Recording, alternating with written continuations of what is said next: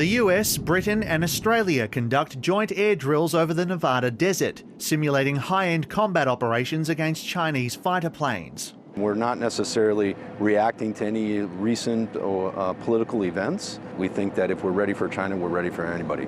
A much slower form of Chinese aircraft has been gaining global attention. A spy balloon shot down off America's east coast, whose debris is still being pulled out of the ocean. Now, Washington says it was aware of 4 previous balloon flights that had passed over the country, 3 during the Trump presidency and 1 under Biden's tenure, all escaping immediate detection.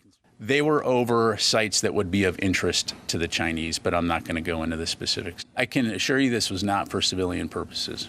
The most recent one was tracked as it approached the North Pacific. Japan has also confirmed cases of suspected balloons, but the Pentagon says the list is much longer. These balloons have been spotted in what we now can subsequently assess to be Chinese balloons operating over at least 5 continents in regions like Latin America, South America, Southeast Asia, East Asia, and Europe.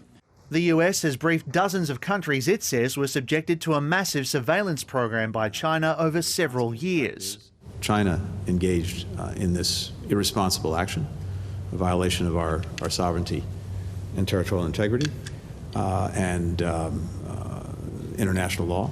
The latest flight saw Mr. Blinken postpone a trip to China that both countries had hoped would mend frayed ties. But the US president remains adamant he doesn't want conflict. Have relations now between the U.S. and China taken a big hit, frankly? No. Mr. Biden hasn't spoken to the Chinese president since the balloon was spotted. Beijing says it has declined a proposed phone call with the US because it had not created what it calls an appropriate atmosphere. Manny Tsigas, ABC News.